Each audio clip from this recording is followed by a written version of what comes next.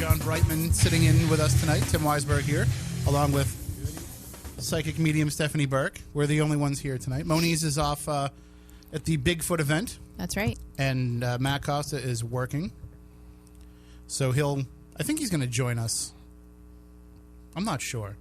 I don't want to speak for him, but he may join us. And this was take 2 of Spooky South Coast because we started trying to stream originally, and I messed up because I changed all the scenes over for the Spooky TV, but I forgot to change the profile over. So we were actually streaming on the WBSM one. So I had to kind of go around, and now Matt's messaging me. So I just probably like, what are you guys doing? Why are you doing it wrong? All set. Never mind. Just kidding. I'm a screw up. Things happen. He's like, I already knew that, but he tries to make things as foolproof as possible, and I still find a way to screw it up. Well, Mercury's in retrograde. Let's not even get into that. I just think that it's kind of this thing that Matt and I have in our friendship over the years, where like he can teach me as many things as possible, but I will always find a way to still make it so that I need his help. Yep. And that's kind of why we've been such good friends, because he knows that I'm going to just screw things up and he accepts me for it. He knows that's the case.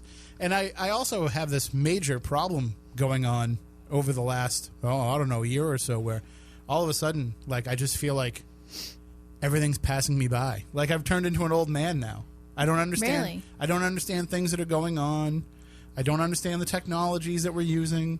I try to wrap my head around things, and I can't get. And I was always like a savvy person in that regard, but now it's kind of like, don't take me down with you. Hey, I still haven't figured out how to work my S8 phone, so. Yeah, I just got the updated operating system, and I'm like, I don't know what any of this stuff is. Like, I understand the fact that there's better emojis now. Everything else you've lost me on. You guys are making me feel like I need new friends. Why? This whole over 40 crowd. Whoa. Listen, the 40 wall is legit. Like, is it? Yeah, once you pass it, like, you're totally screwed up. Listen, I'm about to hit 30. Don't scare me. No, 30's fine. But was I even... Yeah, we were doing the show when I was 30. Yeah. But 30 was pretty easy. I didn't have too many problems with 30. I prided myself for a long time on still being relatively hip. Throughout my 30s and at least being savvy of things. Like, I might not like new music, but at least I knew who the the artists were. But there's apparently a very famous person coming here, and they were trying to tell me who it was, and I was like, I don't know who that is. Can I know? I can tell you off there. I was going to say, can you type it? I can't say anything. I don't even know if you would know, to be honest with you. What? Are you trying to tell me I'm not cool? No, I think it might be a little bit. I think I just heard that I wasn't cool. I think it might be just not your area. You'd be surprised. Try me. Well, I sent it to you, so you can... Okay. What the hell is that? Yeah, see? Exactly. Maybe I don't know. Maybe I do and I just don't know it, but that sounds weird. Yeah, I don't know. Yeah, I'll explain it Okay, later, all right. I didn't know. We're being very cryptic for the audience, but... That's okay. I can't say anything over the air. So, but we are here to talk about the paranormal, actually, which is what we usually do on Saturday nights. We weren't here last night. Stephanie, you were out of town. I was out of town. Although I find out that wrestling event that I was at, the one that I said, there's no way I would ever make it back in time. You made it back in time. It was at 6:00 instead of the 7:00 time. Oh, but we still didn't make it back in time.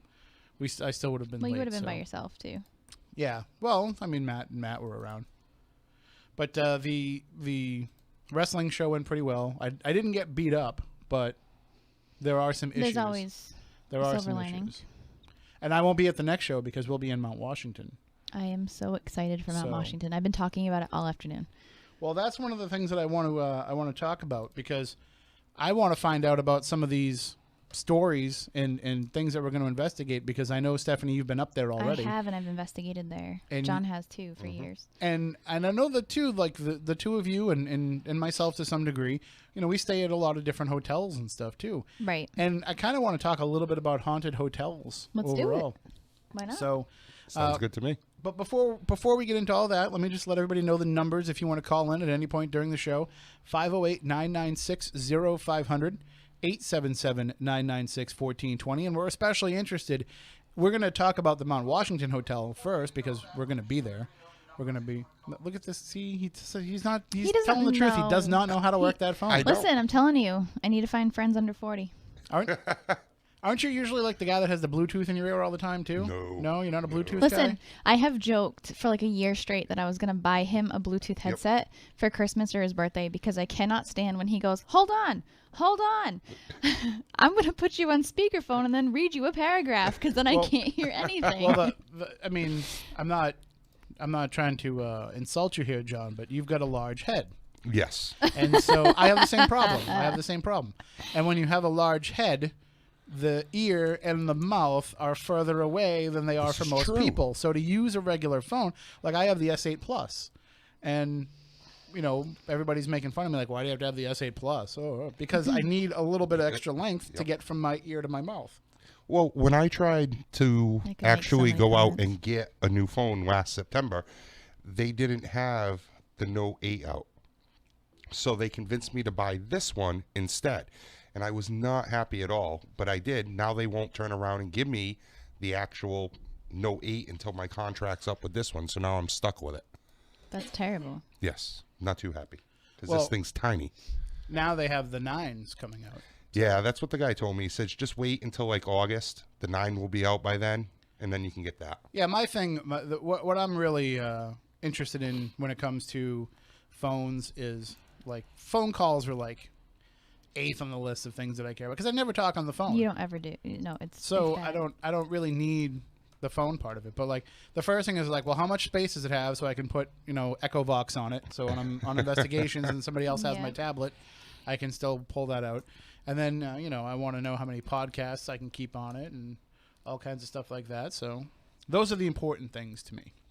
So I threw out the numbers 508-996-0500, 877-996-1420. We also have the chat room up and running on Spooky South Coast's Spooky TV at SpookySouthCoast.com and on YouTube.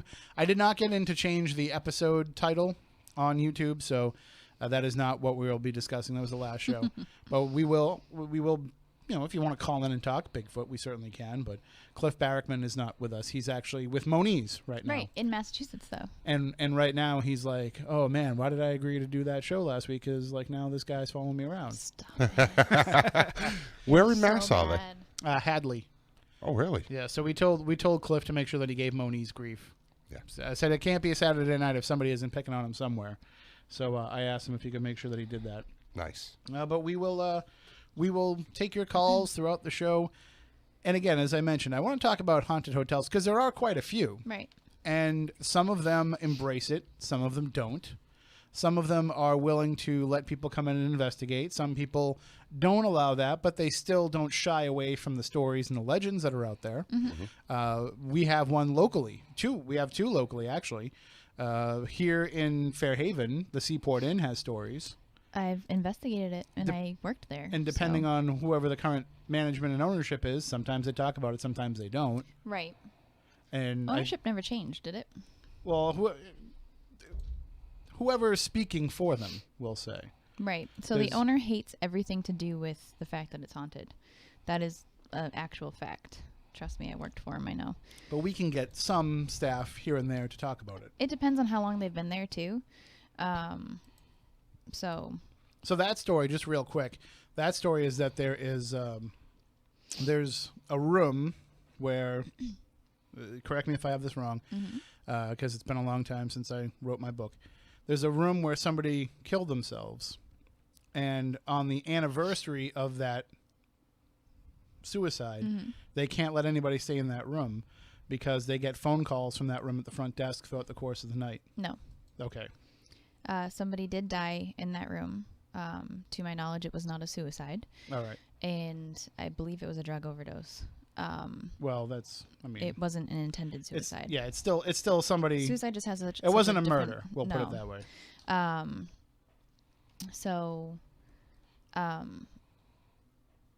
They don't usually rent out that room, anyways. Ever at all? No, I mean the place, like in where it is in the hotel, like they still have like smoking rooms, unless they've redone them. But when I was working there, like they had. They even had like 2018. a Don't certain allow that. floor where like fishermen hey, stayed hey. only. You can go outside. Hey, I'm telling a story here. If it's cold though. All right, Too bad. carry on. Go ahead. I'd rather not have the place burned down.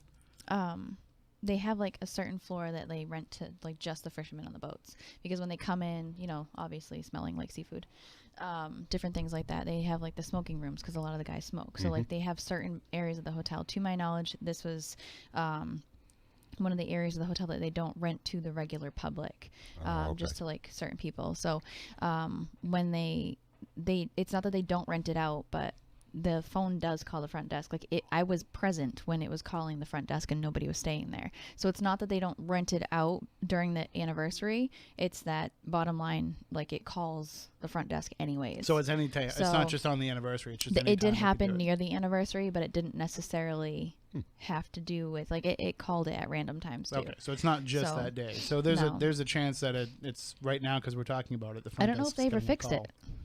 I have no idea. I mean, you could take the phone out of the room, but you still might get calls. You know, it doesn't just because you take the phone out doesn't mean that they're not still going to try to call. I remember like at the time the current manager's son was working maintenance, and he was terrified to go in there because he didn't know what he was going to find, because the phone just kept ringing and he was terrified of the fact that there might be a ghost in there waiting for him.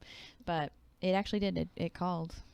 But that's not even the haunted part of the hotel. I was going to say, because I've been there a couple of times for events, and isn't the closed down part where they do like the SWAT practice and all that I heard, isn't that the more haunted side? Yes, the old hotel. Yeah. But they allowed, I think it was state police to come in and use it for practice for whatever they were doing. Yep. So it's torn to junk. Yeah. But wasn't it like one of the last rooms at the very end on the second floor? It was like Did a you go suite. in with me? I don't know if it was it was during the Paracon. Oh, then no. I did an actual investigation in there. Okay, no. I was the only person that was allowed to do it because I worked there. And a closet next to the last room was pretty active, but the entire way, like the entire second floor was totally active. That is where I was recording with Mike Markowitz, and I saw a little girl run by me, and I asked her, "What are you doing?" And she was answering me, and I obviously could hear her doing what I do, but Mike recorded the entire conversation back and forth. Really? So you can hear what I say, and you can hear her direct answer as I heard it. We also heard like audible voices like yelling out to us, which was really interesting. I mean, if you talk to the old staff who have been there since the older part was open, they would tell you like they found a woman dead like in her breakfast one morning, you know, like sitting in the old part of the hotel. So I mean, it's a hotel, people die in hotels.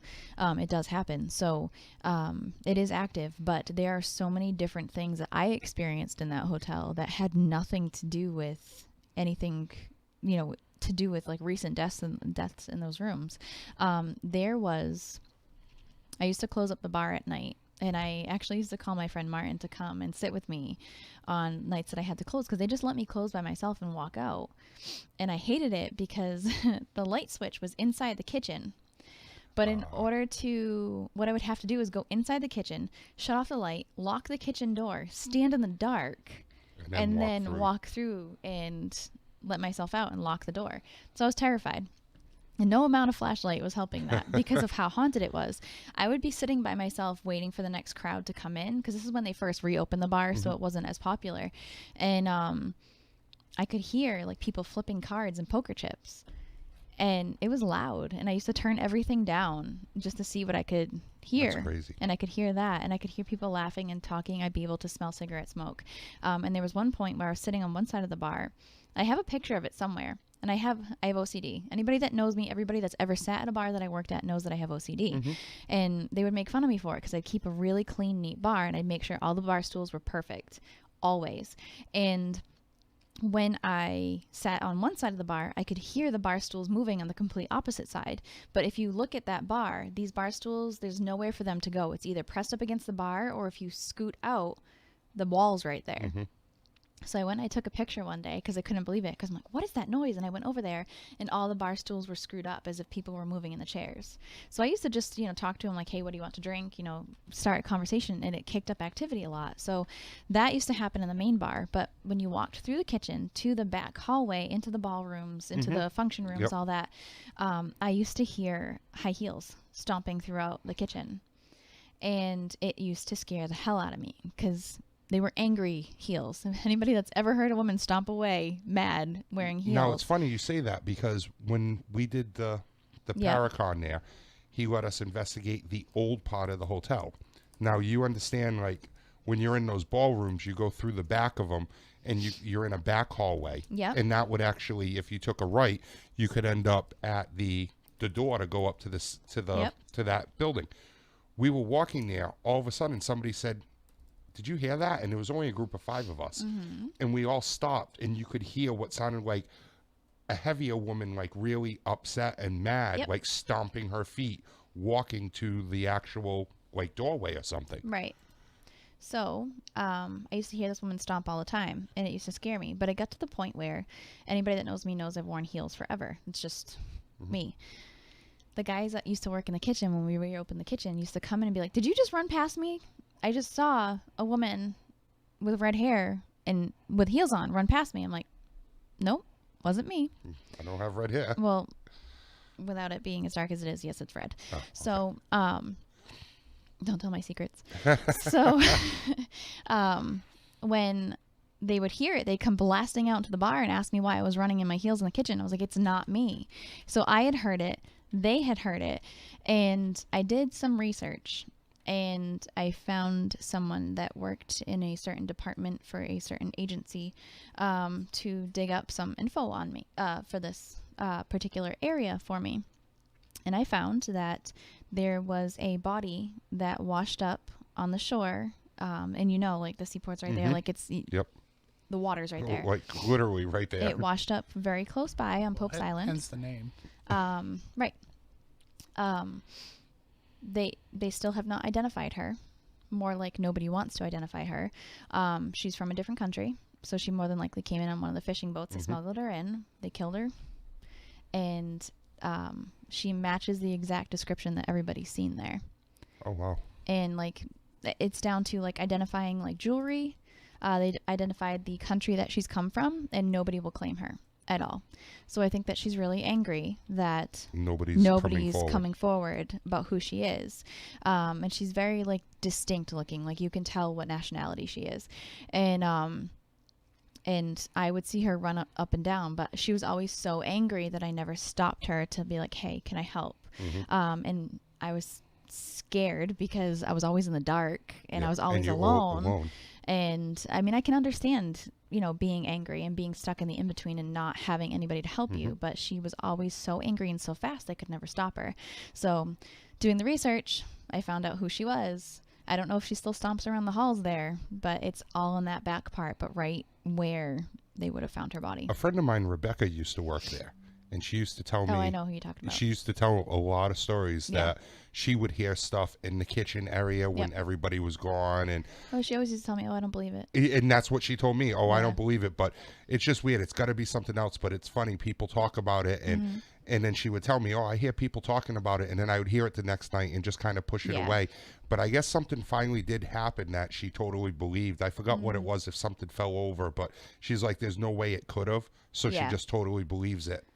Which is funny because you can hear things, but you ignore them. Yep. So, you know that the Comfort Inn and Suite has a room like that in Fall River. Oh, does it? Yes. Oh, thank you. Literally, as soon as you walk in, it's the first room right by the elevator. They've asked me to come in and check it out just to see. And I've actually had a friend stay there. They usually don't rent it out, but it was busy, so they did give it to him. And he stayed there, and he said all night long he kept feeling like somebody was tapping him on his shoulder. He said he heard the bathroom door open and shut a couple of times. But supposedly somebody did hang themselves in there, and then there was in that same room a drug overdose about 6-7 months later. That's pretty common nowadays, especially with the opioid epidemic that we're having. But going a little further out, I was asked one night to go to the Ritz-Carlton in Boston because they had a room that they could not rent out. The regional manager stayed there, and she got so freaked out, she moved her room. So she said, we have to get somebody in here, but how do we do that without upsetting people that are paying a lot of money to be there? Without the public. So they kind of snuck me in, which was really funny. The security team was, busy running around with their headsets and, talking about me and what I was doing and trying to keep people from figuring out what was going on. I remember walking in the front door and Kirstie Alley was at the bar. Really? The New York Rangers team was there. Gronk was there with his family.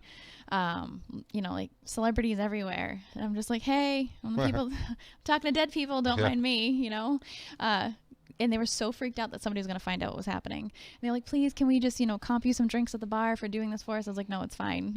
I don't drink on the job, but I actually got to meet a lot of really cool people that night, that, with history of Boston and everything else. But I walked up there and they were so concerned that it was a guy that when they were building the towers that people actually live in, connected to the hotel, somebody fell to their death right outside the window of this room. And they're like, oh my God, it's him. I'm like, nope, he's fine. He's crossed over. It was actually, 2 little girls.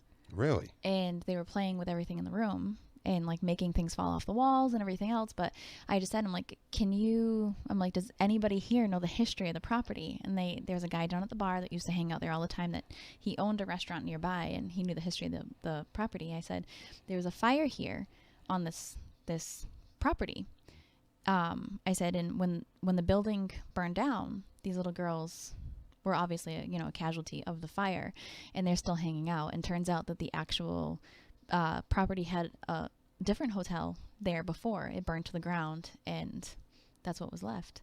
So they were still playing in the halls, and they were freaking people out nonstop. So I had to do my thing and make sure that they crossed over, but not get seen doing it either. Huh? And not get seen right. doing your job either. So it was very, very interesting. So I love the fact that people get really freaked out about staying in hotels and them being haunted. And I understand them being haunted, but I've stayed in my share of haunted hotels, and I have to say I'm not really a fan of staying in haunted hotels. I mean, I'd make the assumption that probably all of them would have something. But historic ones, absolutely. Even if it's not a true, quote unquote haunting. Yep. Because even if there's no death associated with it, and not that there needs to be death for haunting, we can get into all that some other time. But I think just the energy of people coming through there all the time. Oh my God, yes. Yep. And think about the kind of things that people do in a hotel. Not everybody's there just to sleep. You know, there's people that are doing other things that expend a lot of energy, and well, there's a workout room, so they're exercising. Sure. There's a pool, so they're swimming. This is weird. Yep. There's usually a restaurant or a bar, so people are having a good time. And then when they go back up into their room, not everybody is like me and wants to take a bath in the tub and fall asleep watching TV. So there's other things that are going on. So there's energy that's expelled in there, but sometimes it's not even because of the fact that it's a hotel there, but just about the fact of where it's located. And a good case in point with that is the John Carver Inn in Plymouth, where we'll be in September for the Plymouth Paracon. They have a haunted room. One room is supposedly, super haunted there. But there's other stories of things that happen throughout the entire hotel, and they think that part of that might be because of the fact that where that hotel has now been built, there used to be a house that housed medical students in the late 1700s or early 1800s. I forget exactly when, but there were medical students that were all staying there. It was like a, kind of like they all stayed together because they were all studying together. And what did medical students do to practice back then is they would go and they would rob graves, and they would dig up. Creepy. And of course, that hotel is right at the base of Burial Hill. Right. And so these guys were just going up the side of the hill at night. And you can go up on Burial Hill, especially back then when there's no lights or street lights or anything. You could go up on Burial Hill and nobody would know that you were up there because you're so high up and you're away from everybody else that you can dig up a body and nobody would know that you're doing it. So they would dig up the bodies and they would bring them back down to their house where they lived, and they would, practice their medical procedures on these bodies. So they feel like all of that grave robbing and unrest kind of might have caused some of that activity to stir up, and that's what the John Carver Inn is dealing with now, is just the residual energy from those grave desecrations happening. It could also just be, too, the fact that it is at the base of Burial Hill, Right. which is very active, and you're surrounded by water, and, you know, there's a river, and there's the Jenny Grist Mill, and there's the Plymouth waterfront, and everything's kind of the perfect storm there for there to be activity. So when people say, oh, I stayed there and weird stuff happened, it doesn't surprise me at all. It's probably... You know, it's a combination of everything, really. I'd be disappointed if somebody told me they stayed there and nothing happened, because it just seems like it's the perfect factor for it. So in some of these places, you know, it can be as simple as a Motel 6. Right. You know, it doesn't have to be a fancy hotel. It doesn't have to be a place with a long history. You know, the Hawthorne Hotel in Salem's very haunted, but I've stayed there. that also has a long history. Yes. So there's Even been the hallways are creepy there. Mm-hmm. Oh, everything's kind of creepy there. They kind of remind me of The Shining. I just don't like it. Like, I can tell you, I personally wouldn't want to sleep there ever again. I don't mind it. You know, to me, it's just weird that everything's so small because it's an Everything older is hotel. super tiny. But I can't fit in one I was of gonna those say beds. we were laughing hysterically about that Yeah. the last time we went, because I remember looking at my bed. That's when you followed me and Alicia upstairs, and I looked at the bed and I looked at you. I was like, "You're sleeping here tonight? How? And I'm like, nope. Are you sleeping on the floor?" I'm like, nope, I'm down the I street. had really, really weird dreams while I slept at the Hawthorne Hotel all night long. Like, I did not sleep at all. the last time that we stayed there, there was it was the Friday night after the party for Salem Con, after the VIP party, and everybody had kind of gone out to keep drinking. I think I even went out and had a few drinks, if I remember right. But finally, it was to the point where I was just going to go and settle into my room. So I go and I settle into my room, and first I'd run to Wendy's. Yep. Grabbed a late night Baconator, and Where was I? Probably in your room. So you had cheeseburgers without me? And there's a Wendy's near there? Right? There is. Yeah, it's you could walk to it, but I drove. Oh, yeah. I think you went to Wendy's because you parked right out front, right? Right. And I went to bed. And so I just ran to Wendy's and I grabbed a burger and came back to my room, and as I'm laying in my bed, eating my greasy burger and watching whatever I was watching on television, the people in the room next to me were having an Elvis party or something, because they were just singing Elvis songs all night long. And I was like, I'm pretty sure that Dustin Perry's not here tonight. Right. So who else is having an Elvis party? I was like going to just bang on the door like, Dustin, Cody, shut up. But it wasn't them. And so, and I love Elvis, don't get me wrong. But not all night. 2:30 in the morning, No. It's time for Elvis to leave the building. So I was like kind of concerned, and it never stopped. And so I was wondering, I was like, is there actually people singing Elvis? Or is it something else? Or is it just something, because like, how is nobody else complaining about this yet? How has nobody else on this floor called down to the front desk and said, hey, it's 2:30, 3 o'clock in the morning. Can you tell these guys to quiet down? So I don't know. I mean, It didn't sound like Elvis, so it wasn't the ghost of Elvis. That's not what I could hear all night, but I can't share what I could hear all night because it's inappropriate. There's a lot of squeaky bed springs happening at paranormal conventions. For some people, it's the only time that they can get any. So Alicia and I were laying in bed laughing hysterically all night until we passed out, and then I had the nightmares. Separate beds. No. For the sake of this story, over the radio, separate beds. Okay. Okay. I'm trying to keep it clean here. Okay. I didn't know Alicia was dirty. Yeah. No. This is a family show. No, you can't have separate beds in the Hawthorne. There's no room for it. No. I don't understand how they do. Do they even have double? There are bigger must. rooms. There are bigger rooms. Yeah. There's some rooms too that are like little mini suites. Okay. So, because other people, especially the first Salem Con, I went to some other people's rooms to go up and have drinks and stuff, and other people had like bigger rooms and little mini suites and stuff, but not where we were. So we do have a call on the line. Good evening. You are on Spooky South Coast. Oh, hold on. Let me put you through. Good All right, evening, now you're on Tim and Spooky South company. Coast. How are you? Hello. How are you? I'm enjoying your show. Hello? First-time caller. Oh, there we go. Sorry about that. Somebody turned off a button they weren't supposed to turn off. I'm a first-time caller to your show, but Well, I've thank enjoyed it, listening to it for years. Thank you very much.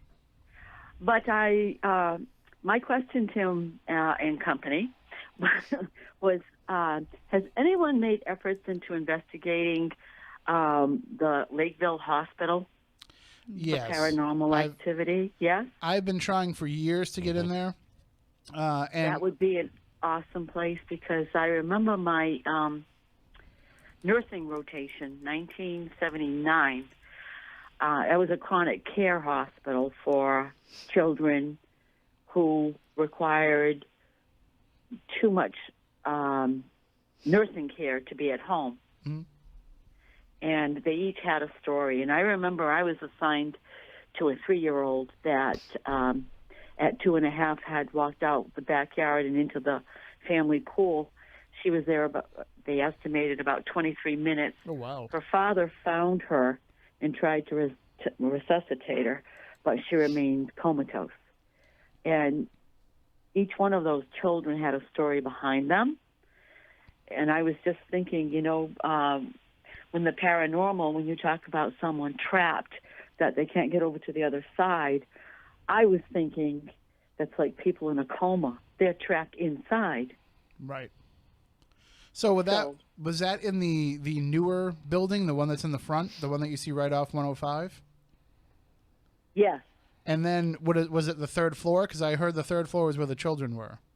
Yes. So from what I hear, that whole entire floor had a history of activity. Real, I wouldn't be surprised.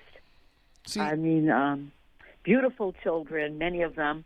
Some of them born with medical conditions, severe.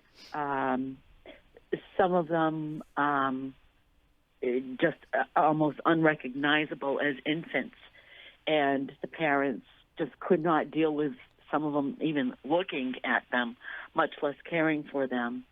I'll never forget my rotation there. I'll never forget it, because each one had such trauma and turmoil in their lives. And I was thinking about it when you were talking about the various places that you people have gone to. So I was curious about Lakeville. For some reason, Lakeville Hospital came into my mind today. Let me ask you this: when you were there, was the back end of the property where they had the old tuberculosis buildings, was that still in use back then, or was those already abandoned? Yes, they had 2 iron lungs, and there was a young man that was kept on there for, I think, at least 11 years. Wow. I was very lucky. I had been trying to get in there a couple of times, and obviously not, they're not allowing it. But I was actually lucky. I went there one day, and it was on some holiday. I forgot what it was. The security guard happened to be a fan of the shows. And when I told him what I was doing, he's like, well, nobody's going to be around. Come take my rounds with me. So he let me hang around there for about 3 hours. And I got to go through the place with equipment and all that. And I got some great pictures. Still the iron lungs. The iron lungs are still there. There's about 6 of them, or at least this was going about 4 years ago. There's about 6 sets of iron lungs still there. There was now do you remember there being outside of a nursing station on the 3rd floor, an actual crib with rails around it and everything for like the nurse? It was like built into the wall. Do you remember that being there? Yes, because sometimes, not sometimes, they had 2 hydrocephalic children there that grew much older than they ever thought would. His head was approximately the size of a baby's crib, just his head. Okay. And they had to make and customize his crib and all of his equipment. Really? Now, see, I've heard that story before, and I heard that, and again, this is just story. I don't know how true it is. I heard that child that had the, oversized head, and they had to customize everything for him. I heard that he actually passed away there, and that he actually put his head through the actual crib area, and that's how he ended up passing away, because one of the boards clipped his neck and cut him. Do you know if that's true at all? I don't know about that. Okay. He had so many complications. I would see him. Well, first of all, he lived many, many more years than what they had ever anticipated. He had a vocabulary about 150 words. Okay. And many of those words came from what he heard from staff and people. Kind of just copied what he heard. Right. He was adorable, but no, I don't see that because his head was in excess of 56 pounds. And we needed 4 nurses to turn his head from side to side every 2 hours, so he never got pressure sores. But he did, but he could not move without assistance. I can tell you that, a few years ago when the show Ghost Stalkers was in production, I was tasked with trying to find locations for these guys to go and investigate. And being the fact that they had both had near-death or actually after-death experiences, I was trying to find a good hospital for them to go and investigate. And I was working in Lakeville at the time, and I was driving by the hospital every day, and I knew that it was kind of one of those places where everybody wanted to get in. And Derek Bartlett, who runs the Cape and Islands Paranormal Research Society, I know he had gotten in there because his mom had worked there. And he had told me stories about some of the activity that was going on in there. So I thought this would be perfect. And at the time, it was owned by a property management company down in Florida. And it was because they've been trying to get it sold for years to turn it into various different things. They were looking at making it a supermarket. At one point, there was a food distribution company that was going to go in there. All these different things that they've been trying to do over the years. And I had heard stories that, if you just went up to the guard and gave him a $20 bill and some Dunkin' Donuts, he would let you in. And it never worked for me. And I knew that that's not how you go in there and do a television show. So I said, all right, I got to call the management company. So I called the number on the for sale sign, and they kept me on hold for 45 minutes waiting to talk to somebody. And when they finally put somebody on, I got about 2 sentences into what I was trying to pitch them, and the voice on the other side just said no, and hung up the phone on me. And then when I started working on Ghost Asylum, same thing. I figured, that's a perfect place for them to come and to get them up into the Northeast for a change. Right. And the same thing happened. When I called, I had to wait and wait and wait and wait. And when I got the person on the other end, said no. And, these TV shows should stop calling because we're not going to let anybody in. Because they're just afraid of if they let somebody in and it gets popular, then everybody's going to try and sneak in, and then all of a sudden they need to have more than just one guy sitting in a guard desk every night. Which, from what I understand, that's all they have. Yeah, that's all they have. It's one guy at a little trailer that's parked out front, and that's all it is. That is a big building. A lot of the fencing around the back end has all been taken down, and people have been sneaking in there over the years. Not that we condone that, not that we want to suggest that anybody does that, but especially back there because it's all falling apart, the old tuberculosis area, and it's just dangerous to be in there. So, well, it's great to actually talk to somebody that had been on the inside there and can offer some insight. Yeah, it was a great hospital, Tim. They did a lot of miracles there, and they took great care of people. Not like care today, but real care back then. And that's how those children lived for so very long. And that child with the hydrocephalic young man, his name was Brucey. Bruce. Yeah. So, very nice talking to you. I'll continue to listen. All right. Thank you for calling in. Don't be a stranger. No, I won't. Thank you. Bye-bye. Right. Have a good night. And we have another call on the line, 508-996-0500, 877-996-1420. Those are the numbers to call in. Good evening. You're next on Spooky South Coast. Hello? Hello. You're on the air. All right. You're talking about a kid who had a big head, right? Yeah, hydrocephalic young man.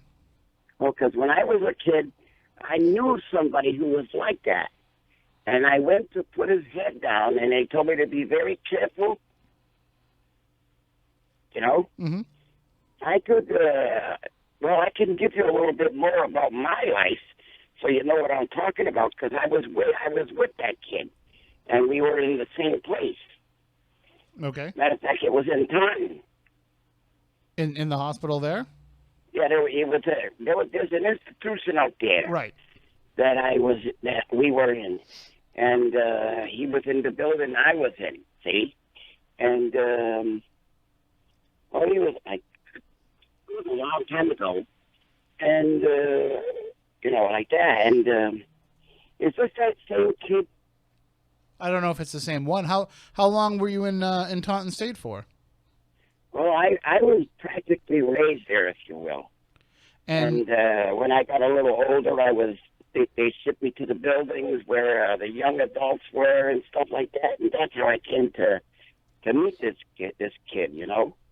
And we've heard for years stories about there being paranormal phenomena that takes place there. Did anything strange or unusual happen while you were there that you can remember? Well, I was busy being a kid, you know, right. And maybe about 12 years old or so when I was there and stuff. But I was there a lot longer than that. I was there from the time I was 6 till I was about 16, I think it was. And I left that place, you know, and I was born here in New Bedford, but I was raised over there, you know. Right. And well, like that. I know that's another place that's on the list of researchers such as ourselves, people who investigate the paranormal. You know, that's one of those bucket list places around here. People want to get in there and try and see what's there because so many stories have come out. Especially, did you ever spend any time in any of the basement tunnels? Well, when it rained over there, we would go through the tunnels to a cafeteria. Mm-hmm. There's many tunnels there that led you to the cafeteria there and stuff, you know, and that place would make a nice fallout shelter, if you will. Are you talking about Paul? Those tunnels go for miles. Are you talking about Paul Devers or Taunton State? Paul Devers. Oh, okay. Yep, Exactly. that makes sense. Yeah, so that's not even around anymore. That's all been torn down and turned into an industrial park. Really? Yes. Yeah, they tore it all down a few years ago because again, when I was working on the TV shows, I reached out to them to see if we could get in there, and they were actually saying, like, in 2 weeks, there's not even going to be any buildings left anymore. They were leveling them all to build an industrial park. I didn't know that. I tell you what, boy. I made at least 3 trips to that place in the 80s by bicycle. I just felt like, you know, going out there for a while and, mm-hmm. you know, took down memory lane and stuff like that. Because I had a lot of kids I grew up with over there. And people used to live in that place. Oh, yeah. There were houses there, you know, and people lived and owned their homes in that place and everything. And God only knows if they still do. No, I think it's all gone now, really. But there were strawberry patches we worked on in there and stuff. Oh, yeah. Yeah, those days, unfortunately, are no more now. When they build facilities like that now, it's, you know, very, very cold and very, for lack of a better word, institutional. So that whole place is turned down? Yep. Yeah, now it's all one big industrial park, and it's last I heard they were still trying to fill it. They still didn't have enough businesses to fill it all up. So, my goodness. All right, now getting back to that kid, how old was he when he passed? We don't know. Yeah, we don't know. I don't know if it would even be she said this was. She said she worked in what 79. Yeah. So just to give you a time frame, that's when it would have been. Oh, because I was about 12 when I met the guy, you know, and I thought maybe that was him. I mean, unfortunately, if he was still around today, he would probably be right around my age or so. Yeah, unfortunately, it wasn't a very uncommon thing back then. It was kind of an issue that happened more often than it should have. All right. Well, thank you very much for the call. Yeah, God bless you guys. Have a good one. You as well. Yeah. And again, if you want to call in during the show, 508-996-0500, 877-996-1420. We only have a few minutes left in this hour, but we'll pick up the conversation coming up after the news with some more discussion. We'll talk more about some haunted hotels, including one that you can actually come and join us at in just a couple of weeks. And it's, listen, like I said earlier, even a Motel 6 can be haunted. This is like the complete total opposite of a Motel 6. This is like a jackpot. Yeah, this is not like going and sleeping in a room that you get for $40 a night on Priceline. Right. All right, so you're going to get into this place for way less money than it would normally cost you to even, look in the window of this place. So we'll let you know about all that coming up as well. We also have a couple of our other events as well. We just announced a new one, the Smith Harris House in Niantic, Connecticut, which is actually a village of East Lyme, Connecticut. And this is a place that Jeff Belanger and I went to years ago for a Legend Trips event. And people have been asking for years, when are you going to go back? When are you going to go back?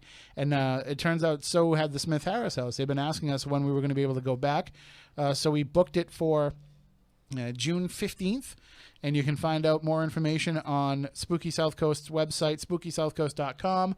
And if you go to the events section there, we have that, as well as some other great events that are coming up, including on April 21st, next month, this month by the time this show is over, on April 21st, we are having a special paranormal auction to help benefit Max, the cat at the Lizzie Borden Bed and Breakfast, who recently acquired some very expensive medical bills and needs some help taking care of those. So we are going to have a paranormal auction with some items donated by all of our friends, people that you see on the TV shows, and people who have been working in the field for years have all donated merchandise and equipment and all kinds of stuff.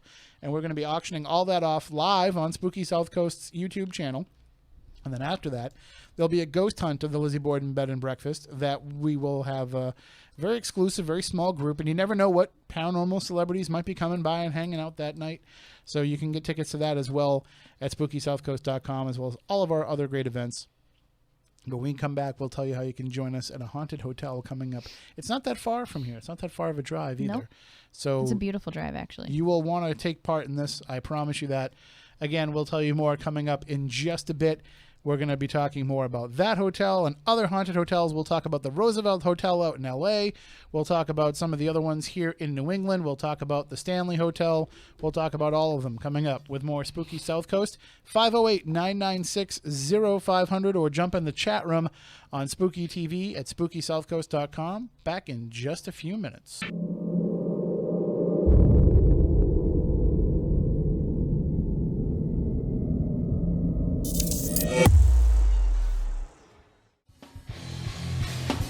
Welcome back. Hour number 2 of Spooky South Coast. Tim Weisberg here, along with the silent assassin is here, Matt Costa. Thank God. I didn't do my job that well today. You did all right. You did okay. No, you didn't. The problem is I didn't put you in the best position to succeed. So thanks, boss. If I had set everything up right to begin with, it wouldn't have been It's not really surprising. He's done it to me too, so don't feel bad. But as I was saying at the beginning of the show, I can't wrap my brain around all the things that Matt does over there. No, like I run that during the week for some of the other WBSM shows that we do, but that's all set up very simply. Mm-hmm. You know, like almost like Matt was like, I have to set this up only to what I think Tim can handle. And but then when I look at the spooky stuff, everything's like super fancy because he's the one that's usually running it over there, and he does a fantastic job and does all kinds of special effects and, you know, brings in the chat room into it and all that kind of. I'm like, no, I'm lucky I can get 4 cameras in there. We just can't survive without Matt. Let's just take a moment to say that. I agree 100% with that. Bottom line. But he's here bailing us out, even though he's probably sick of radio at this point today because he's been doing it nonstop. But I forgot which radio, which mic. I was gonna say, I thought you were gonna say I forgot which station you were at. Yep. Like, which one is this? I did listen on the way in. You did? On like regular terrestrial radio, and I was like, this is the first time in a long time. That's true. Yeah. I'll never forget the first time I heard the show on the radio without me being on it. It was when you guys were. I had to cover a Celtics game, and I think Chris Balzano helped host the show remotely from Florida, and you guys talked to Isaac Marion because he had written that book about zombies. He had written a fictional book about zombies, and Chris was like, we should book this guy. It'll be an interesting topic. And you really can't talk to somebody about zombies without it being something somewhat fictional, so let's just have this guy on.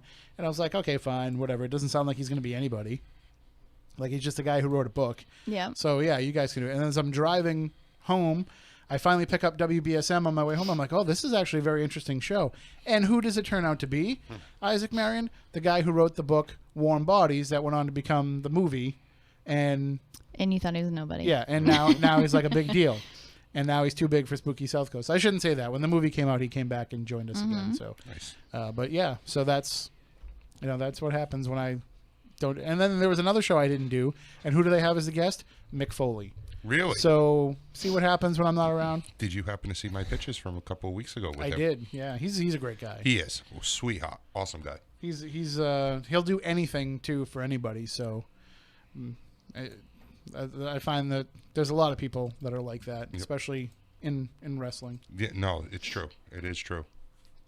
He was awesome the whole weekend. Well, I shouldn't say the whole weekend. I only got to work with him on Sunday, but he was great though. I mean, he was walking around making sure he talked to other celebrities and people that were there. And yeah, he's a big geek for stuff like that too. Oh, so. he was buying all sorts of stuff to bring home. I guess he has an autistic son. Maybe it's not autistic. Maybe it's MS or something. But he is something. Yeah, I don't know that much about his younger son. And the son was super excited. He saw that Dad was going to be at the show with Texas Chainsaw Massacre guys were going to be at. So he had to watch the movie that night on Saturday night before he was going to the event on Sunday, and then asked him to sign the DVD. So he walked around getting all the guys and people, the females and characters from there, signing his son's DVD. That's pretty awesome. We did have a callback during the news. The person who had called toward the end of the episode had called in, and he wanted to know about the cemetery that had been around Building 1 at the Devers School. And you said, John, that I told the caller, I said, I'll try to see what I can find out, and I'll mention it next week. But you said you actually knew something about it. Yeah, so when Paul Dever, it's funny because I was one of the groups that was actually allowed in there legally, because I had a state trooper on my group that he patrolled that area, knew the guards. The guards actually gave us permission to go in as long as he was with us. And over time, I found out where the cemetery was. There was only one headstone, but yet there was about 20 people buried there. Out of the blue, after I find out that it's being torn down, my grandfather calls me one day and says, hey, my family owns a lumber company that I think you guys know that, in land clearing company. He says, you'll never guess where we're at. We're at your old stomping grounds. I said, what do you mean? He says, well, we got the contract to clear Paul Dever, all the trees gone. I said, oh, okay. Go up there, check it out. It's weird not seeing buildings. All of a sudden, here comes them and G. Lopes, and they're digging the dirt to fill in the tunnels. They overturn a tree, and as they're using the backhoe to pull the stump out, here comes 3 coffins flipping up in the air. Oh, wow. And they didn't know. Nobody told them where the cemetery was. So they ended up having to shut down construction and actually go in and remove all of them. And I don't know where they actually brought them to. So what you're saying is they moved the headstone, but they left the bodies, didn't you? Yep. They did. Matt knew exactly where I was going with that. He started smiling before I even started saying it. Yep. That's one of my. You know what that's from? Yes. Stephanie does not know. Really? Yes, I do. You know what that's from? Yeah. What's that from? Poltergeist. You don't watch horror movies. But I saw Poltergeist. No. Listen, I don't watch horror movies anymore because I had a bad experience with them. I just don't like them. I've tried it. I don't like it. The end. Well, that's probably my favorite movie of all time. Really? Oh, yeah. I love that movie. I will watch it again and again and again. More than Frighteners? Yeah, no, I like Poltergeist more than Frighteners. I like Frighteners a lot, though. Frighteners is a very, very underappreciated movie. And it's scary enough, but I wouldn't necessarily call it a horror movie. I'd call it more of a scary comedy, dramedy. That's true. But you should see that movie. Have you seen The Frighteners? The original, yeah. I haven't seen it if it's been redone or anything. No, the one with Michael J. Fox. Yeah. I was gonna say because it's Jake Busey. So if you haven't seen it, you should see it. No, I've seen it. So that's a great movie. I love it. So there you go for the caller. That's we were able to find. We didn't even have to do that much research. We just had to ask the big guy in the room. I try to help out. Yeah, thank you. Yeah. That's the whole reason why we had you come in tonight. That and also because you're going to let us know about this other event that's coming up. But let me just throw out the numbers. If anybody wants to join in the conversation, 508-996-0500, 877-996-1420. I'm just taking a look at some of the comments there in the chat room. But John, we were saying that talking about haunted hotels.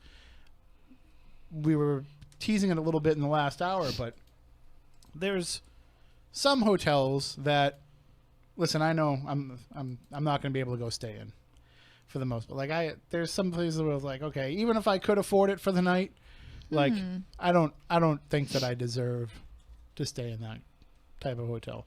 I'll find myself a motel room somewhere. So are you sleeping outside at Mount Washington? No, because if you guys are going to be there, then I'm definitely on the same level. Oh, so. okay. All right. So we'll just all declass the place a little bit together. But we have the chance to actually go and stay and investigate and hang out and have a grand old time in Mount Washington, which I haven't been to since I was like maybe 10 years old. And I've never been in the hotel. It's amazing. Oh, yeah. It's I've seen it, gorgeous. but I've never been inside of it. For anybody that's listening right now, if you don't know what the Mount Washington Hotel is, please go and Google Mount Washington Hotel, New Hampshire, just to see what it looks like. It is beautiful. I mean, the whole place, from being inside, and it's updated, but it still tries to keep its original richness from back in the day, but it's still obviously updated to current times. But it's just so beautiful, and then the view off the back deck, or even if you're downstairs, just out walking around the property, seeing the mountain in the background. It's just beautiful. The whole thing's gorgeous. And one of the things about it is that it's haunted.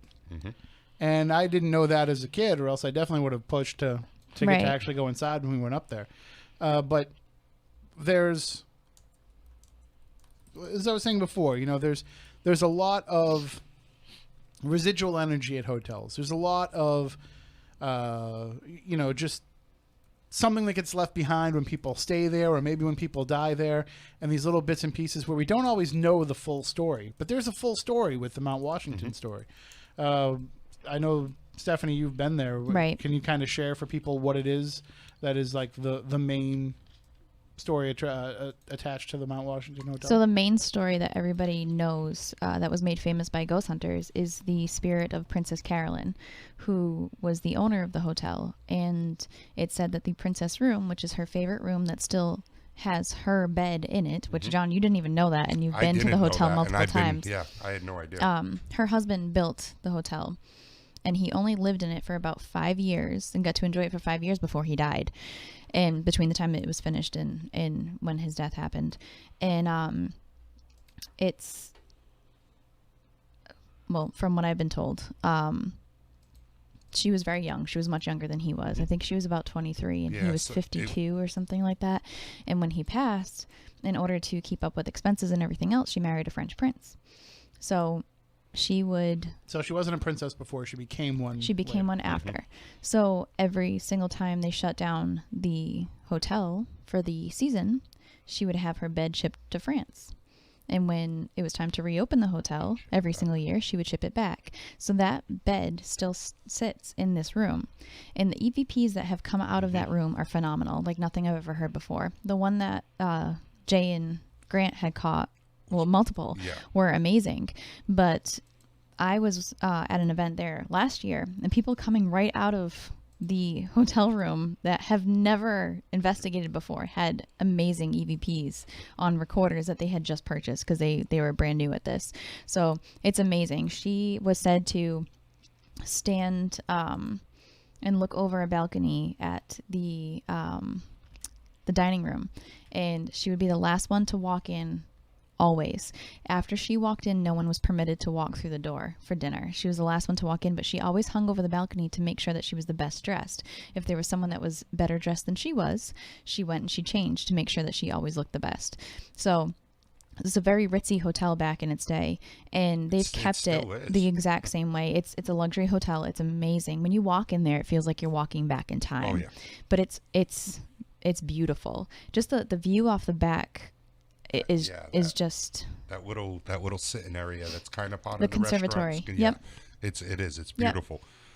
Another thing that happened there, and we all know Adam Berry, and it was one of the events that he was there, and this is going back probably about 5-6 years ago. Me and Adam were up in the North Tower, and there's probably a group of like 12. That's actually closed down now. Yeah, so you can't go up there. It's a shame because it's very active. But we were up in the North Tower, maybe a group of 10 or 12 of us up there. And Adam's walking around. I'm standing by the stairs to make sure nobody comes up and down and bothers the group. Adam's walking around working with people. He comes over to me and he says, "Hey, where did that girl go?" I said, "What girl?" He says, "The girl that just came this way." I said, "Nobody came this way." He's like, "You didn't see a girl wearing like a rain jacket with some boots on, some red boots?" And I said, "No." And he's like, "You sure?" And I said, "Yes, I'm sure." I said, "Why? What happened?" "We were all in one of the rooms up here in the tower, because the tower has multiple rooms around it. That's where the servants, when she lived there, the princess, that's where they stayed. And for a while after that, hotel staff actually lived up there.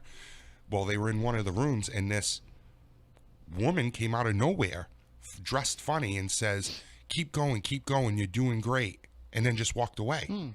We spent, literally, Adam sent me on a witch hunt for the rest of the night trying to find this woman because we thought she was that real. He actually had a whole conversation with her. Yeah. Yeah, for a long period of time. Yeah. But she's been seen by multiple people throughout the hotel. But she is a little bit more modern. So while the princess is the most famous ghost, there's been many others. Oh, yes. Ty and myself encountered something in the Breton Arms Inn, which is a separate hotel on the same property, that we can't even describe. I told him that night I didn't want to do the Frank's box, and he flipped it on, and as soon as he flipped it on, I saw something fly into the room that actually sent my senses through the roof.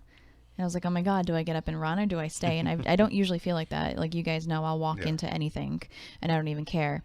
But I stayed because I had a group of people that have never done this before. And Ty saw it, Ty encountered it, and we still don't know what it was, but we actually had people walk in the second group that had no idea what had occurred and were just immediately like crying hysterically and feeling like all these different emotions and telling us where the energy was and everything. It was wild. I have never been to the graveyard and I've never been to the stable, so I'm really looking forward to checking out everything this time. I've been to both. The graveyard's very cool.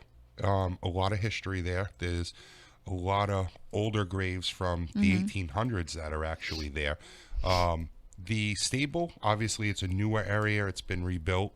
It was very hard the last 2 times that we investigated there, only because it was nighttime. They had to keep the horses in. It was cold. Yeah. They couldn't let them outside. They were late fall, early winter events, like right after Thanksgiving. Right.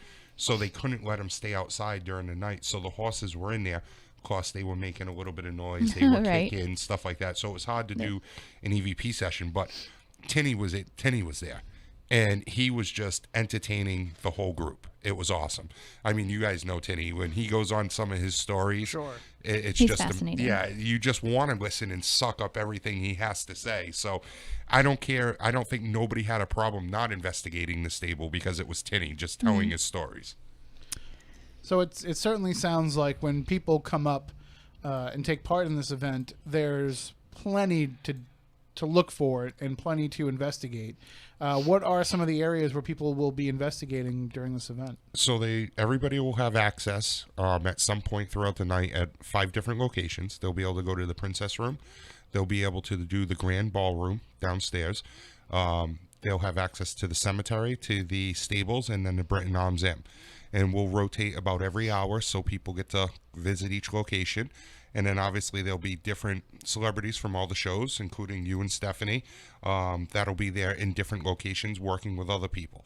So you'll get to spend time with Jason, with Steve and Tango, with Sherry from Ghost Hunters, then Porter from Ghost Asylum and Haunted Towns, Stephanie from Ty, you.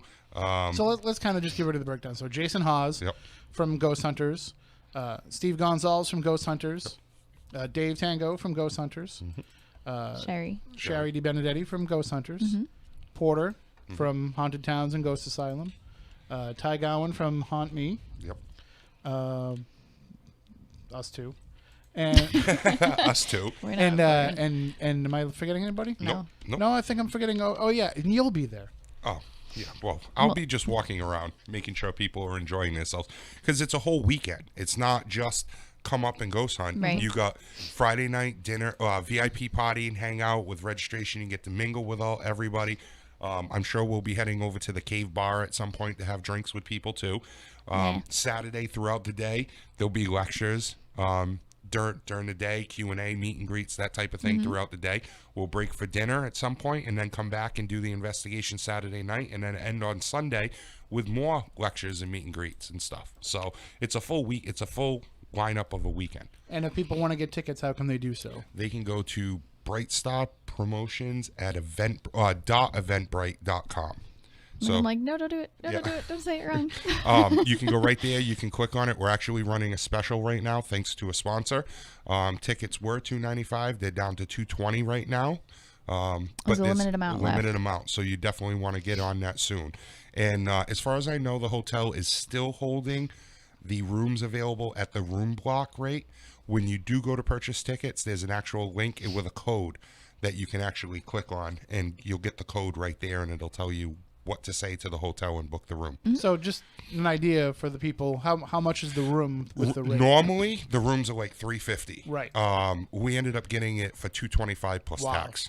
That's really good. Yeah, the hotel has been very, very nice to us. We cannot thank them enough. That's like the same price you would pay to go stay in like a Hampton Inn in the area up there. Right. Instead you're getting to stay in a luxury hotel. Yep. And be right on site where all the cool stuff is happening. Absolutely. And your room might be haunted. Well, I would think probably a good chance. Mine was. So yours might be this time. Stop it. And you might be going to the princess room. And for that price, for the price of admission to the event, you're getting access to the VIP party. Yep. You're getting access to the lectures during the day on Saturday. Yes. You're getting access to the investigation, and you're getting access to the lectures and everything on Sunday too. So that's correct. I mean, if you break it down by the day, you're getting a lot of value like for $75 a day. Something like that. And it's not going to be like an overwhelmingly large group, too, where you're going to deal with 500, 1,000 people. Like, you're going to have the chance to really interact with people. Right now, I'm estimating each group, so there'll be 5 groups. I'm estimating somewhere between 8 and 10 people per group. That's not bad at all. No. So you'll be able to have that quality time with whoever group you're in. And it's not going to be 7 people over here talking too loud while you and your friend are trying to do an EVP session. Will be able to be controlled. Yeah, but we're talking about, like, even if it was 25 people in a group, we're talking about having plenty of space. Yes. The only time it would be tight maybe is in the princess room. That would be the only even that's a very decent sized room. It is a big room. But still, you're not going to be on top of each other in any way. Nope. In this site, and you're up there for the weekend, so maybe you say, okay, I'm going to go watch go listen to the Saturday lectures, but I think maybe on Sunday I'm going to go do something else, or you have that option since you're up there anyway. Go climb Mount Washington if you want, right. Or drive it. Nope. Hey, Dustin did it a couple of years ago. Him and Jeff Landry. Yeah, ran it. Mm-hmm. Yeah, when they were training for Mount Kilimanjaro. Yep. You can do the Cog Railway too. Was it? It was Kilimanjaro that they did, right? Yes. Okay. You can do the Cog Railway. I remember trying to talk you into doing the Cog Railway. No. We're going to do it this time. I was totally like, oh yeah, I'm going to do the Cog Railway. And then Tim was like, you know what a Cog Railway is, right? And he started like getting into my head little by little by little, and was like, you're going to be terrified. So guess what I didn't do?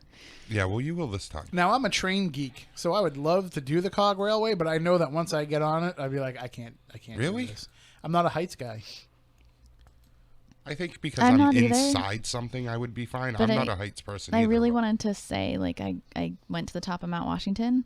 Well, I mean, if you drive it, it's not like it's bad coming back down, though. Yeah. On your brakes. Yep. Well, not everybody drives like you either, John. But, I mean, if you drive it, at least it's not as terrifying as if you were, trying to scale the side of it. Nope. Mm-mm. But...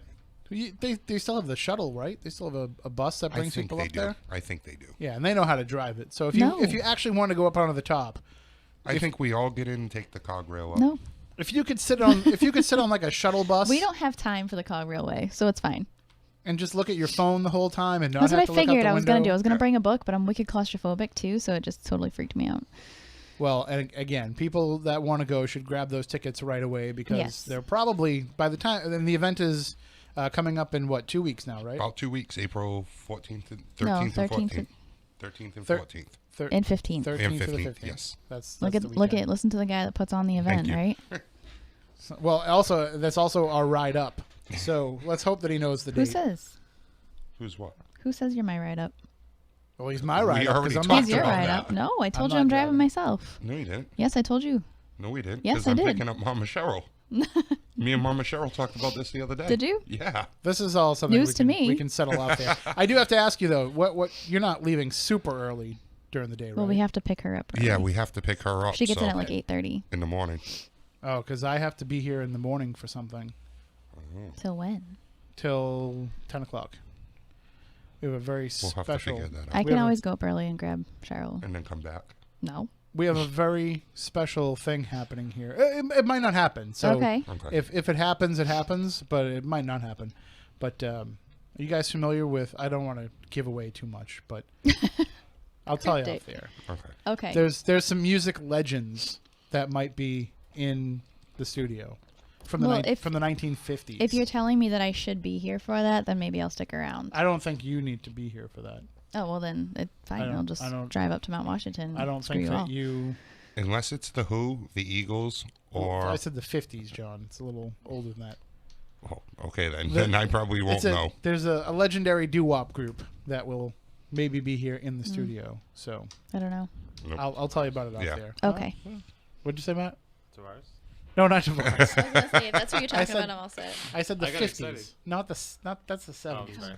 All right, we'll get into all that. And also, you have another event coming up as well, like not that long after that. A week after, St. Augustine, Florida, at the St. Augustine White House. So it's like, okay, you can go be up in the mountains of New Hampshire in early April, which is still, pretty raw. You never up that know way. what it's gonna be like. Yes. And then the next week you can be out in the sunshine. Well, that's what I planned Right. it that way.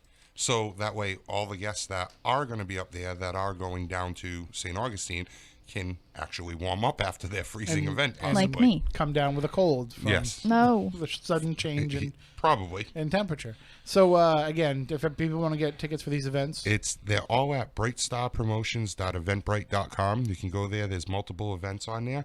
You can pick through. You can also, if you want a reading from Stephanie at any of the locations, there's readings available there too, and you can get those. Who's that? and we've kind of mentioned a few times as we were talking about different haunted hotels. It's come up a couple of times, but the Stanley Hotel is another one where that's when you say haunted hotel, that's Right. something that people gravitate to automatically. That, of course, being the inspiration for Stephen King's The Shining, but that's like kind of the same idea of the Mount Washington. It's one of those mountain resort hotels where you're kind of out there and Right. you're kind of in the middle of nowhere. So if this was January, February, you might be snowed in Right. and you might be stuck. And thankfully it's in April and you still might be snowed in and might be stuck. But I would gladly be stuck in the Mount Washington. That happened to one of the events that I did go to up there. We were investigating, no problem. 2 hours later, I go out to have a cigarette, and there's literally like 8 inches of snow, and you could not see in front of you. It was coming down like blizzard conditions. The last time I went up to Mount Washington, we had every bit of weather possible, including a rainbow. And when we were going to drive home, there was just snowballs falling from the sky. It wasn't even snowflakes. Once you get past the notch, the weather changes. Yep, it's crazy. Yep. which So- is again why I'm having John drive me, because Well, I don't have a great vehicle. In It's going to be an interesting ride up there. Say, me, you, Stephanie, Porter, and Mama Cheryl. I think that I was told you didn't have enough seats in your truck.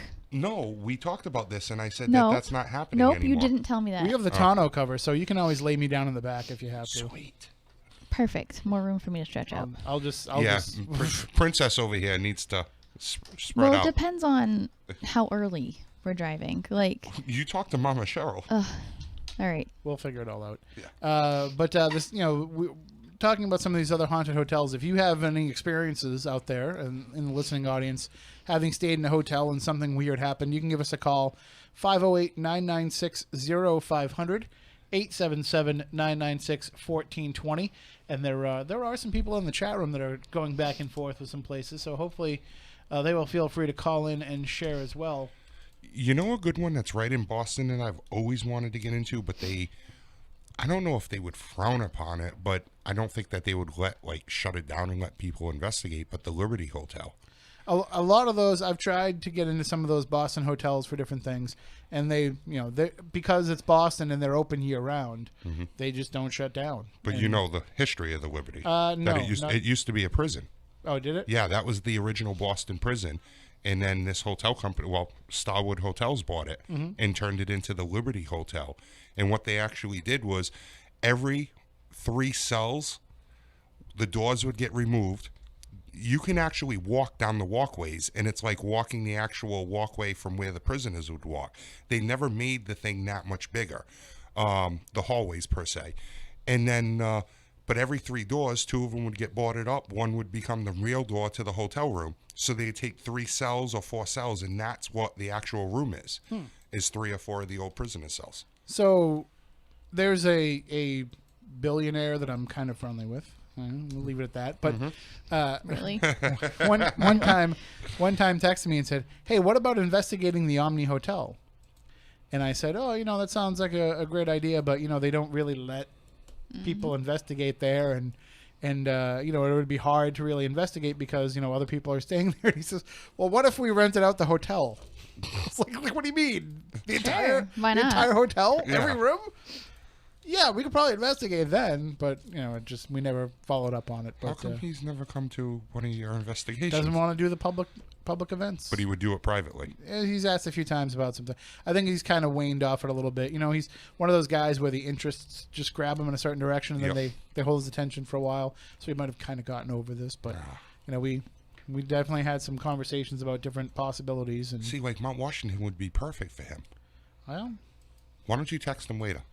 It's very intimate, so it would work. But he just doesn't want to be around other. I know there's a lot of celebrities, like local celebrities around here, that want to get out and do stuff. And the minute I tell them, "Oh, we're going to be doing something on this day," and they're like, "Yeah, but is there going to be other people there?" It's because they just don't want to. Yeah, they can be in their own group. They want to do it, kind of on their own, which I can kind of understand. Which hotel did he want? Did he want to rent out? The Omni. In Boston, the Omni Parker, which. Would not have been cheap to rent out for the night. My mom's going to have to correct me, but I think my great-grandmother was part owner in that at one point. Really? Yeah. Wow. The Omni Parker house. We had Tom Hamilton show up to one of my events that I was at. Yeah. From Aerosmith, the bass player. It was his daughter's 18th birthday, and she wanted to meet Grant Wilson. And we were doing an event That's funny. It was me and Grant doing the event up at his old hotel, the Spalding Inn. So sure enough, they bought tickets. So and Aiden Sinclair was there doing his magic show. So we picked. He's awesome. He is. He ended up picking Tom's whole family to sit down at the main table to help in part of the event, and they loved it. They had a blast. They couldn't. They walked out of there with smiles on their face. It was so awesome to see them up there. Didn't something similar like that happen at the cruise, Tim? Where there was a celebrity that wanted to meet. Yeah, it was one of the members of Little Anthony and the Imperials was on the boat. And it just so happened that, the night we're leaving New Orleans and we're sailing down the Mississippi River, I want to get out there. I've never seen the Mississippi. So I'm standing out. Everybody else is like, "Oh, we're going in here and we're partying, we're drinking." I'm like, I'm going to stand outside and watch. Like, this is pretty fascinating to go down this river, because to me, a river is, I live in Massachusetts, so the Taunton River is the biggest river I've ever seen, and so I'm like, I'm in the middle of the Mississippi right now, but it looks like I'm in the ocean. I can't see the other side. And so as we're going down, I'm just fascinated by everything about it. And I hear this guy talking, and I just hear this voice, and I'm like, whoa, this guy's got quite a voice. Very deep, rich voice. And he's telling stories about, traveling around. He's talking to these other folks that are with our paranormal group. And he's telling them stories about traveling around the country and performing in different historic theaters and staying in different hotels and all kinds of stuff. And he mentions, being in the Rock and Roll Hall of Fame. And I'm like, wow, who is this guy? And so finally I just have to interrupt him. I'm like, "Sir, I'm sorry. I didn't mean to be eavesdropping, but I got to ask you, what group are you in? That you're in the Rock and Roll Hall of Fame?" And he says to me, he's like, you've never heard of us. And I was like, "Well, just try me. I listen to a lot of music." He's like, "I'm in a doo-wop group called Little Anthony and the Imperials." And start singing Tears on My Pillow. I'm like, "I know Little Anthony and the Imperials." And he's like, "You do?" And we start talking, and he's like, "Man, so what brings you on the boat?" And I'm like, "Well, I'm actually here with a group of ghost hunters. Ghost hunters? You mean like Grant Wilson and Amy Bruni and Adam Berry? I'm like, actually, funny you should mention that. They're all here. No way. And so he got really excited. And I went to Amy and I said, listen, I know tomorrow we're getting together for the lectures. There's a celebrity on the boat. And I think, he wants to come and meet you guys. And is it okay if I invite him into the lectures? Sure, absolutely. So he comes in and he's real nervous about it at first. And he's like, I'll just sit in the back and I won't say anything. Thank you for just letting me come in here and just take part in this one thing. And he was there with his wife. And so we're asking him, doing a Q&A during Amy and Adam and Grant, doing a Q&A. And I'm running around with the microphone. And he just grabs me and goes, do you think it'd be all right if I asked a question? And I was like, yeah, of course.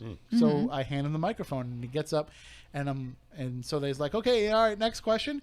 And he's just like, yeah. And as soon as he started talking, the whole room just turns around and looks at him because of the voice. Yep. And so when he asked this question, I had to be like, guys, this is who this is.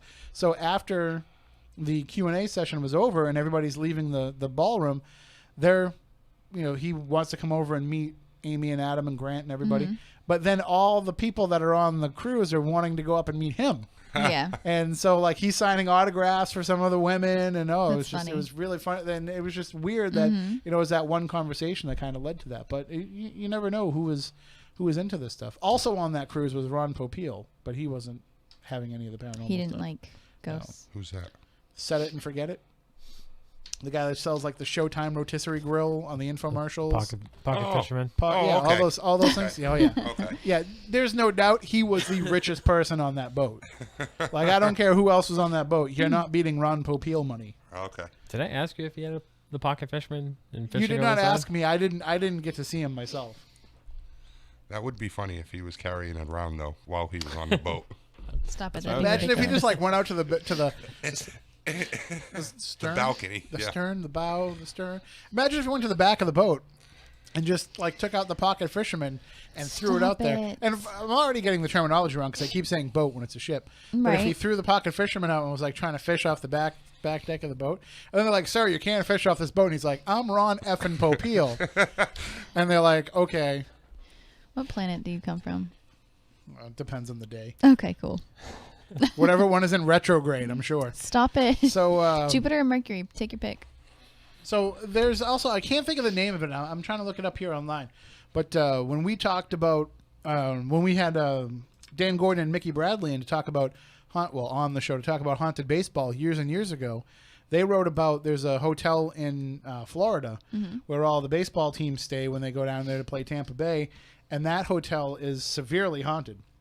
There's at least one person from every team in Major League Baseball brought up that hotel to them when they were traveling around the country and interviewing baseball players for that book.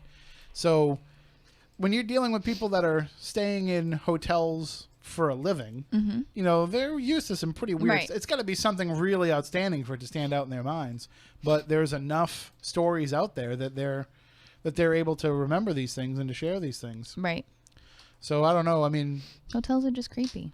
I'm pretty lucky in the sense that nothing has really bothered me yet in a hotel that I couldn't sleep. Well, except for the time that I stayed in a motel with Moniz. Oh God. That was paranormal unto itself. I'm trying to think over the past year and all the hotels I've stayed in. I want to say the one that we stayed at for ScareCon was haunted. Really? Yeah. Interesting. Yep. I opened my eyes and I looked up and there was something peeking around the corner and staring at me, and I was like, yeah, no, I'm going to sleep. Very interesting. Oh, and the Gunter Hotel. Yes, the in Gunter San Antonio. That was super stayed. haunted. Yes. That was super haunted. Yep. So I would it was so haunted that the ghost tours, the public ghost tours that they sold stopped tickets to, they right started out in it. front of it, yeah. They started their tour right outside the doors of the hotel. That was super haunted, but cool. I loved that hotel. It was actually really neat. I'm trying to think of where else we stayed that was haunted. Well, the big one in New York is the Chelsea Hotel.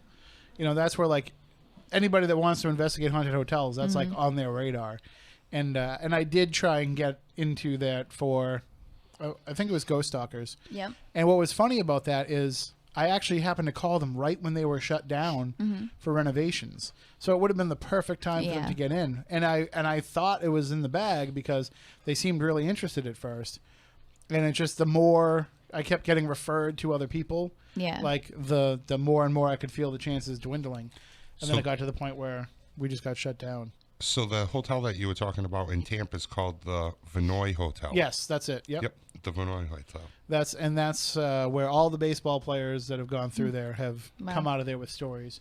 And I think one of the other biggest haunted hotels, if you ask people, name a haunted hotel, they'll mention, the Queen Mary. Yeah. Because that's really just a hotel now. And right. And they'll mention, of course, as we mentioned before, the Stanley Hotel.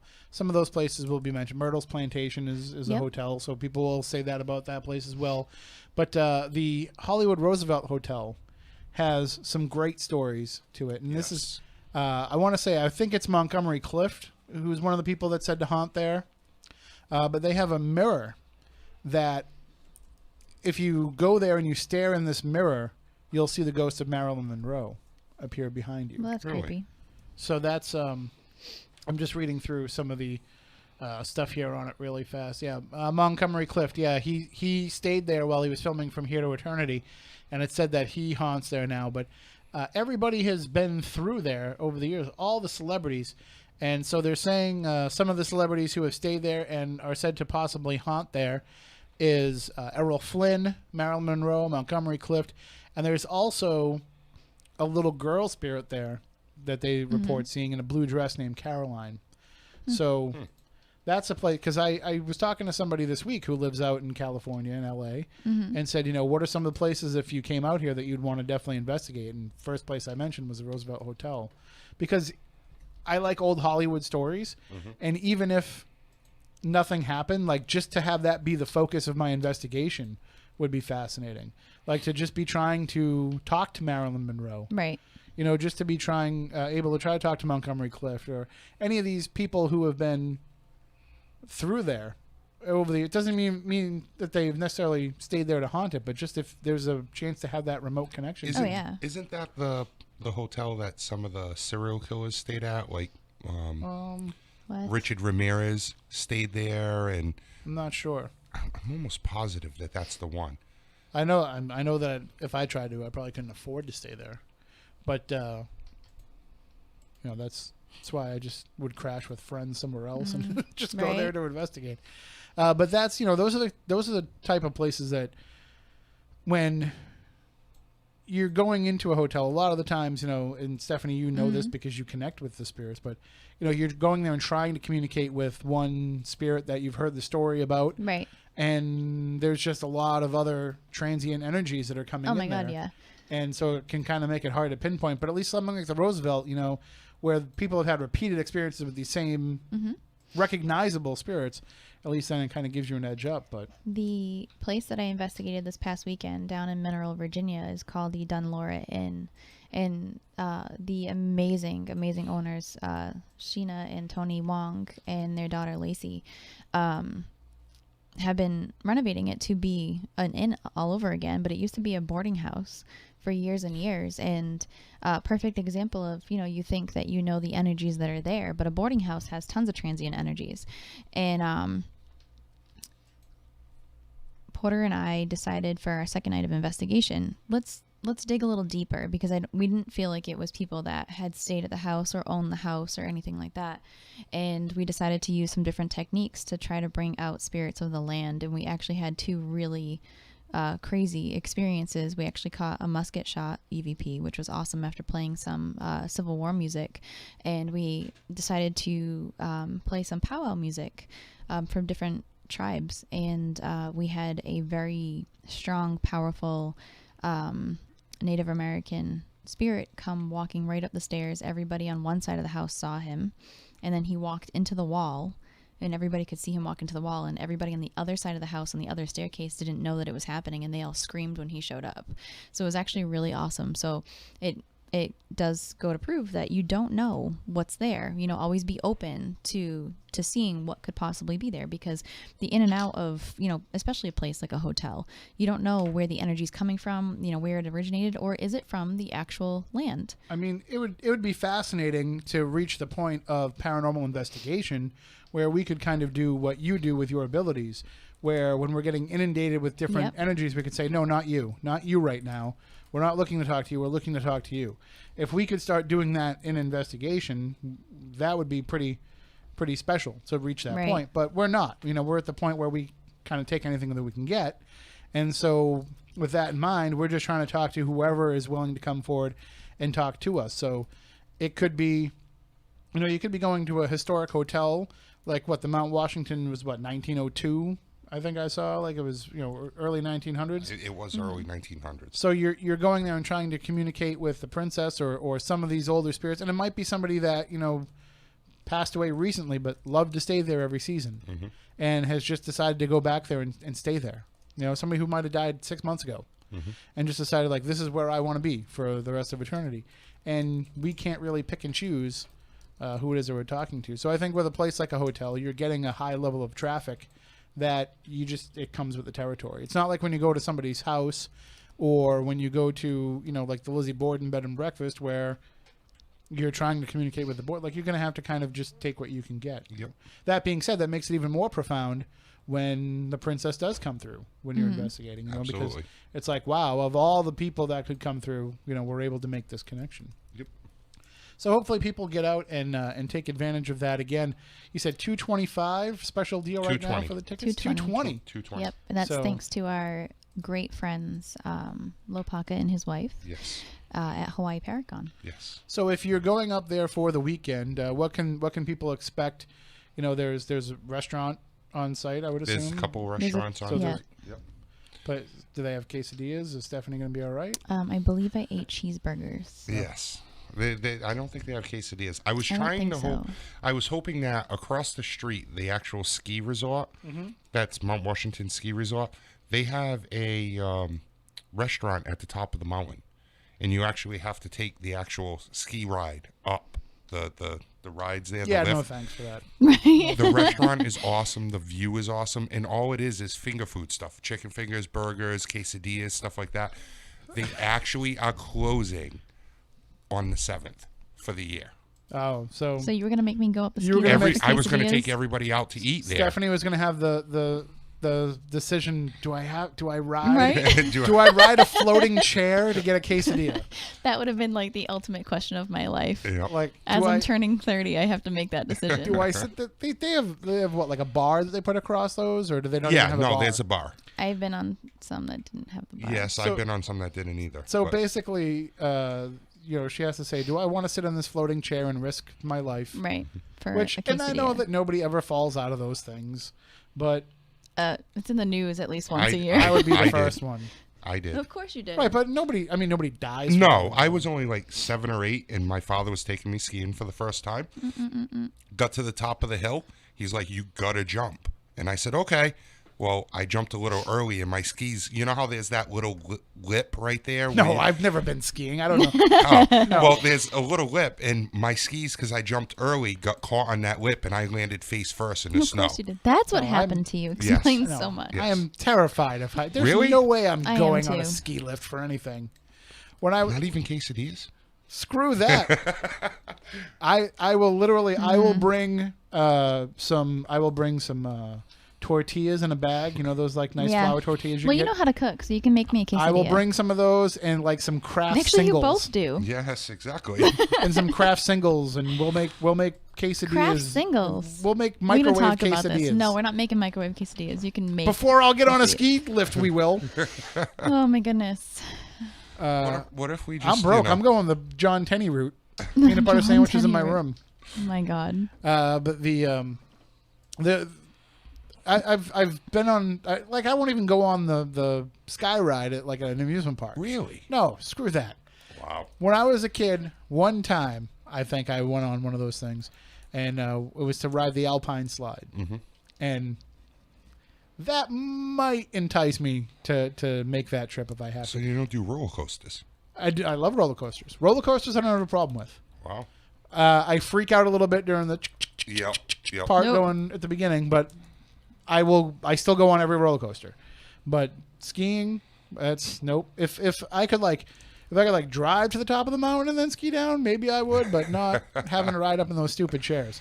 And did you see the new thing now that they put in at Foxwoods? Oh yes, I heard about it. The Skyline. No Zip thanks.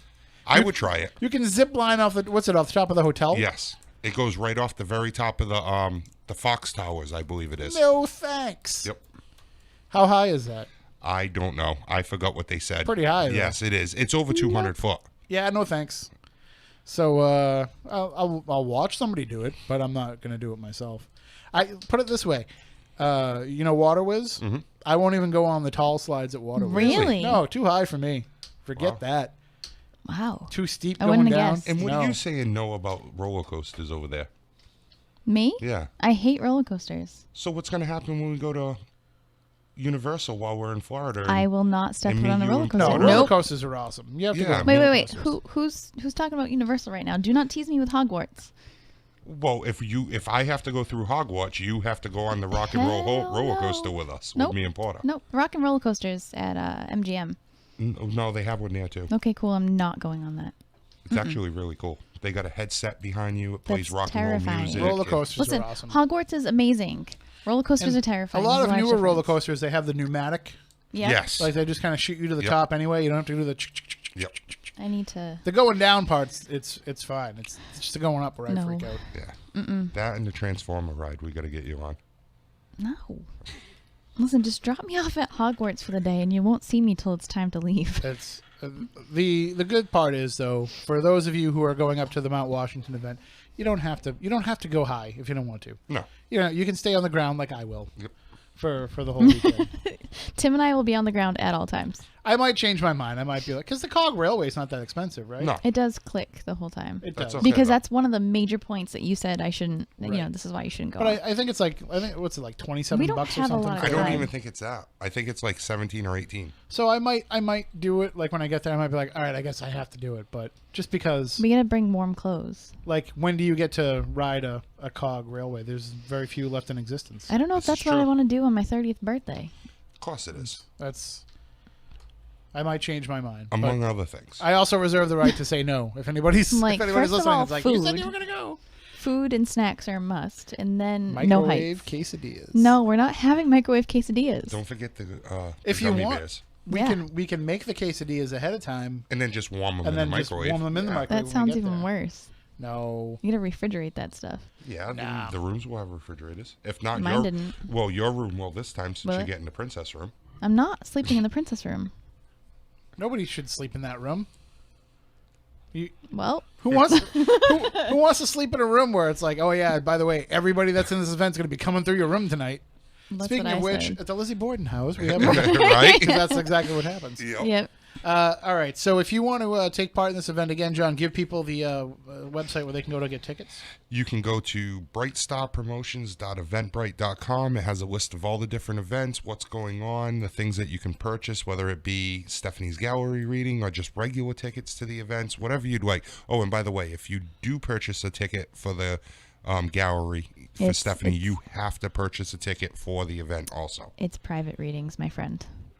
Oh, that's right. It's a private reading, not a gallery. Thank you for being here because I would What would you do totally without screw me? that up. Yes, I'll be doing private readings like I do at most events, but you have to purchase an event ticket in order to Right, purchase it's going a to be reading. really hard to get into the reading if you're already not allowed into the event. So, You wouldn't be surprised, though. oh no, I believe it, but just It happens all the time. Yep. There's a logical progression, so just Yes. make sure that you get your ticket to the event first. Right. And again, as I mentioned, we have a new event up at SpookySouthCoast.com. We've got a couple different things going on. We also have some other irons in the fire as well for some interesting things, should they happen. But we'll see. You got the Lizzie event coming up. We have Lizzie's next month. We have Wareham. We have the Smith Harris house. We have the Parson Barnard house. Basically, I was like, what can I do to make sure that we don't not have at least something fun to do? I've just been spending way too much time in this building. So You need to just get out a little yeah, bit, my we're friend. just gonna be going out and doing some events because I got to get out of here. So even being in here on a Saturday night, I'm like, I love doing the show, but I also want to get out and see people. But we will be back next Saturday night. We will have another show for you, and until then, if you want to Follow us online. SpookySouthCoast.com is the website. At SpookySC on Twitter. You can follow us on Instagram. You can find us on Facebook. You can email us, spookycrew@SpookySouthCoast.com. You can download the Spooky South Coast app. There's so many ways to get in touch with us. We want to hear from you all week long, but we will be back here next Saturday night with another edition of the show. And until then, for Matt, for Stephanie, for John, for Moniz, who's out there looking for Bigfoot, I'm Tim. We want you all to stay spooktacular.